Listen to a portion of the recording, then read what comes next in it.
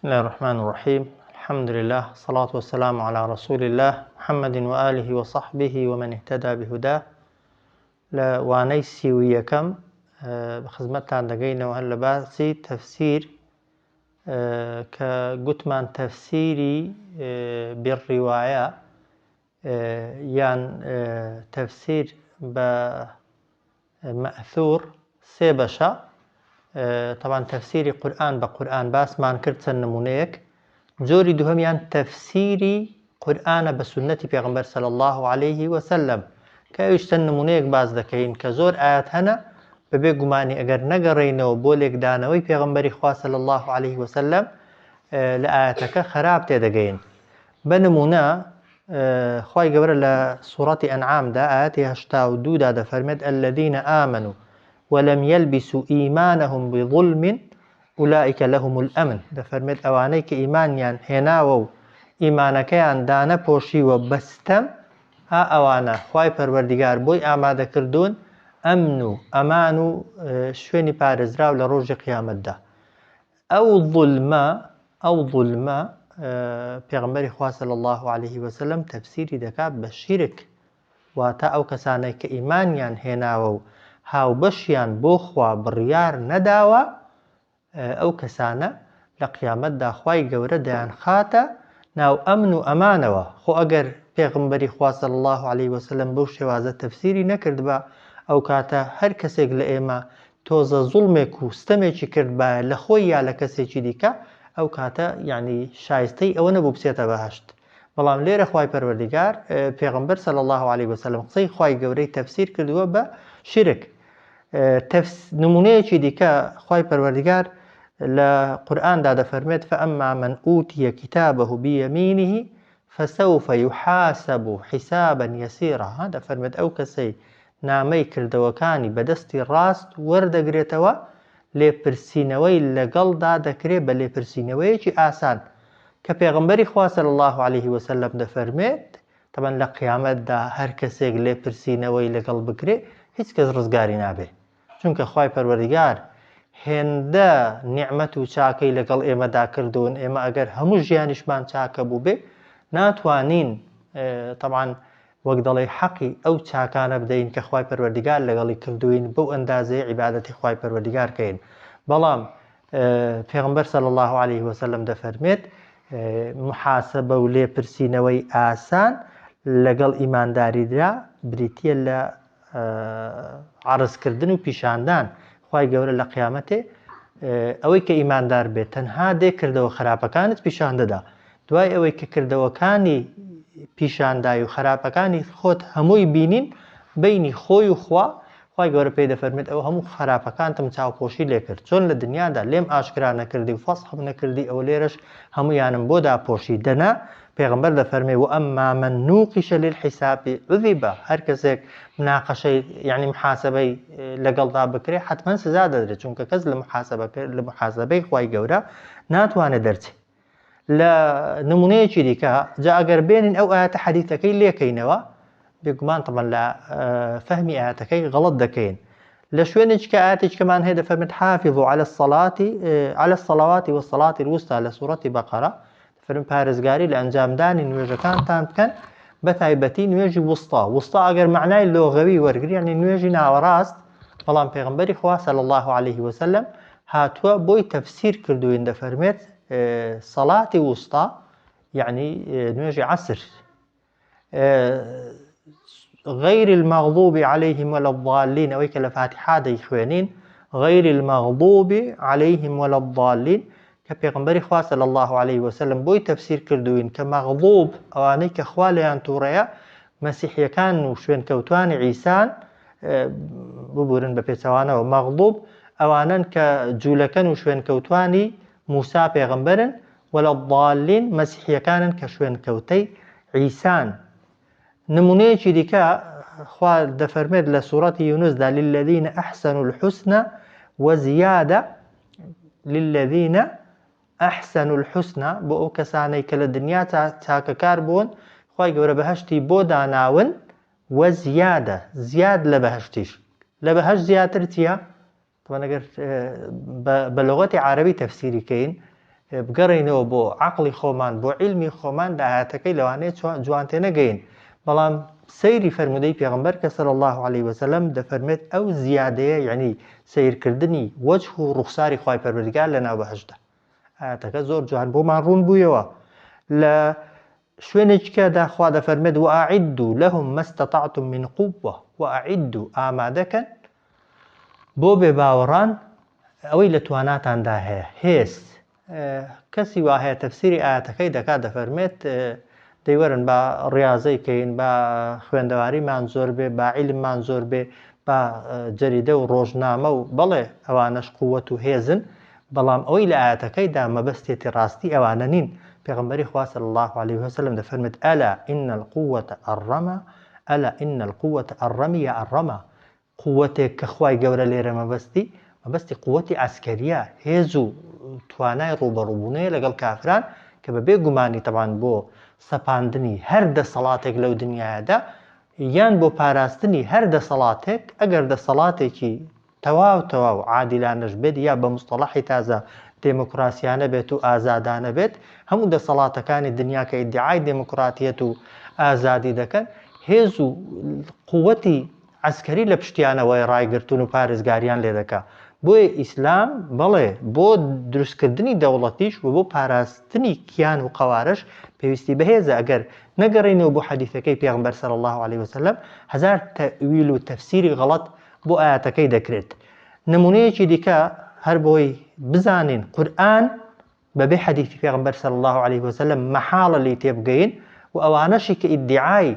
قورئانی بوون دەکەن حاشا طبعا درۆیان کردووە چونکە قورئانی بی ئەگەر ڕاستکەی ئەهلی قورئان بی ئەگەر ڕاستکەی لەگەڵ قورئاندا بی قورئان پێت دەڵێت ئەطیعوا الله وأطیعوا الرسول من أطاع الرسول فقد أطاع الله قورئان پێت دەڵێ بە قسەی پێغەمبەر کە صلی الله عليه وسلم قورئان پێت دەڵێ پێغەمبەر هاتووە تا قورئانت بۆ ڕوون کاتەوە تۆ بە پێغەمبەر چۆن لە قورئان تێدەگەی بۆیە ئیدعای قورئانی بوونکردن یا پێت وابێ هەر شتێک ئاەتی لەسەر نەبێت و لە ئاەتدا باز نەکرابێ یا لە ئاەتدا چەندە باس کرابێت تەنها ئەوەندەی جێبەجێ دەکەین بێگومان هەڵە حاڵی دەبین حەدیثێکە ئاەتێکەمان هەیە خوا دەفەرمێت یەومەئذ تحدث أخبارها لە سوورەتی زەلزەلە دەفەرمێت لە ڕۆژی دوایدا لە ڕۆژی قیامەتدا زەوی دەنگ و باسەکانی خۆی دەجێڕێتەوە زەوی هەرچی لەسەری کراوە چاک خراپ شوێنی سوزدەت شوێنی بەرەو چاکە ڕۆیشتنت ئەو دەستەی کە دادناوە بۆ چاکەکاری ئەو شوێنەی کە لی دانیشتووی بۆ ذیکر و تەسبیحات و عیبادەت ئەو قاچانەی کە پێی ڕۆیشتووی بۆ شوێنی باش و چاک لە قیامەتێ بە نەسی ئاەت هەر هەمووی شاهدیت بۆ دەدەن خۆ بە پێچەوانەشەوە ئەگەر ئینسان خراپەی کردبێت زەوی دەبێتە شاهد لەسەر خراپە و خراپەکاریەکانمان ئەو ئاەتە پێغەمبەر دەفەرمێ صلی الله عليه وسلم کاتێک بۆ سەحابانی خوێندەوە ئەتەدڕونە ما ئەخبارەها دەزانن خەبەرەکانی زەوی چۆنن چۆنی لە قیامەتێدا زەوی خەبەرەکانی خۆی بۆ خوای پەروەردگار باز دەکا گوتیان الله ورسوله أعلم خوا و پێغەمبەری خوا چاکتر دەزانن پێغەمبەر فەرمووی صلی الله عليه وسلم أن تشهد على كل عبد أو أمة بما عمل على ظهرها شاهدیدانی زەوی بەقسەهاتنی زەوی لە ڕۆژی قیامەتێدا ئەوەیە ئەو زەویە دەبێتە شاهید لەسەر هەر پیا و ئافرەتێک کە هەرچی کردبێتی لەسەر پشتی تەقول زەوی دەڵێ عاملتە یەومە کەذا وەکەذا دەڵێ لە فلان ڕۆژەدا لە فلان جێگایەدا لەسەر من ئەو چاکەیەت کرد یان بە پێچەوانەوەی لەسەر من ئەو خراپەیەت کرد بۆیە بە حەدیثەکەی پێغەمبەر صلی الله عليه وسلم جوان لە ئاەتەکەی تێدەگەین و هیچ شاراوەیەک لەناو ئاەتەکەیدا نامێنێتەوە جا ئەو دوو جۆر تەفسیرە تەفسیری قورئان بە قورئان تەفسیری قورئان بە حەدیثی صەحی پێغەمبەر صلی الله عليه وسلم بەهێزترین جۆری تەفسیرن هیچ جۆرە ڕەتکردنەوەیەک و هیچ جۆرە گومان هەبوونێک لەسەریان و مەجالی هیچ ئیجتیهاد و بۆچوونێکی نەهێشتۆتەوە و ناهێڵێتەوە بۆ هیچ کەسێک لەوانەشی کە عالمن ئەوەی کە عالم نییە هەر هیچ تەوان کەسێک علمی نەبێت لە خۆڕا ناکرێ دەم لە قورئان بگرێت کە بەداخەوە ئێستا کەسی وهەیە مولحیدە دێت تەفسیری ئاەتت بۆ دەکات ئیمانی بە قورئانە دەیەوێت تەفسیری ئاەتی قورئانی لەوی وەرگریکە ئیمانی پێی نییە جاری وایە کەسێک دوو شەی زمانی عربی نازانێ دێ خۆی لێت دەکات بە مفتی و مفەسیر کە بەبێ گومانی ئێمە دەڵێن ئەوانەشی کە مفەسیرن، ئەوانەشی کە ئەهلی قورئانن، ئەوانەشی کە عربی دەزانن، تەفسیری قورئان بە قورئان قسەی لەسەر نییە، تەفسیری قورئان بە حەدیثی پێغەمبەر صلی الله عليه وسلم قسەی لەسەر نییە. ئەوانەی کە بە صەحیح گەیشتوون بە ئێمە ئەوانە بەهێزترین جۆری تەفسیرن و معتەمەدترین جۆری تەفسیریشن و هەر ئاەتێکیش هەتا لە ناو قورئاندا تەفسیرەکەیمان دەستکەوێ یان لە حەدیثی پێغەمبەردا صلی الله عليه وسلم تەفسیرمان دەستکەوێ ناگەڕێین بە دوای بۆچوون و ڕەئی هیچ کەسێکی عالمش نەکی خۆماندا، نەک بۆ خۆمان ڕەئیمان نابێت و ڕەئی دەرنابڕین، ناگەڕێن بە دوای ڕەئی هیچ کەسێکی دیکەشدا و ڕەئی هیچ کەسێکی دیکەش لەسەری قبوڵ ناکەین. بۆیە بەهێزترین جۆری تەفسیر بریتیە لە تەفسیری قورئان بە قورئان و قورئان بە حەدیثی پێغەمبەر صلی الله عليه وسلم. جۆری سێهەم کە تەفسیرە بە قسەی سەحابە بە قەولی سەحابە ئەوەش جۆرێکی دیکەیە کە بەبێ گومانی طبعاً یەکێکە لە تەفسیرە جۆرەکانی تەفسیری باوەڕ پێکراو بەڵام پلە و دەرەجەکەی وەکو ئەوانەی یەکەم و دووهەم نییە، چونکە سەحابەکان خوا لێیان ڕازی بێت هەمویان طبعاً لە دەوری پێغەمبەری خوا بوون صلی الله عليه وسلم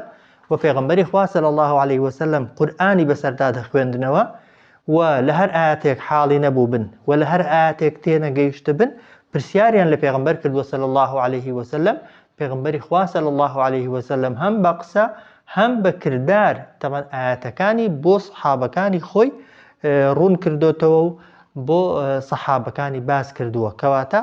جۆری سێهەمی تەفسیر بریتیە لە تەفسیر بە قەولی سەحابە، بەڵام ئاگامان لێ بێت قەولی سەحابە وەکو قەولی پێغەمبەر نییە صلی الله عليه وسلم. ئاگامان لێ بێت زۆر جار هێندێک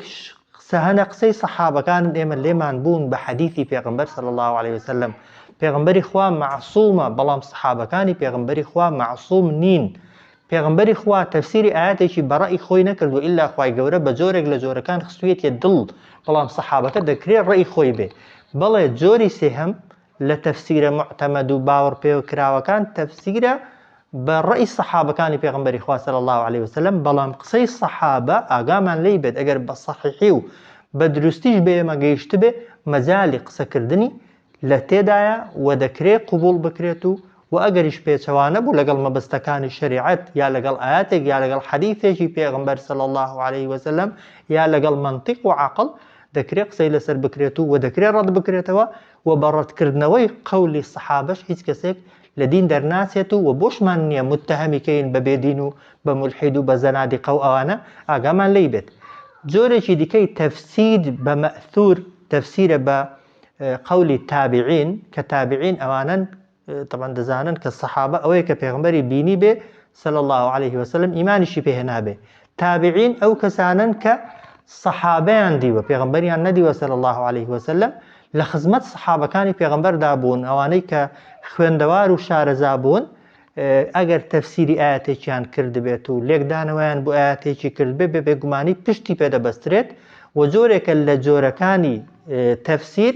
و باوەڕ پێکراویشە، بەڵام بەمەرجی ئەوەی طبعاً پێچەوانە نەبێت لەگەڵ ئاەتێکی دیکەی قورئان، پێچەوانە نەبێت لەگەڵ حەدیثی پێغەمبەر صلی الله عليه وسلم و پێچەوانە نەبێت لەگەڵ منطق و عەقڵ و واقعدا کە بەبێ گومانی ئەگەر قسەی سەحابە بتواندرێ قسەی لەسەر بکرێت طبعاً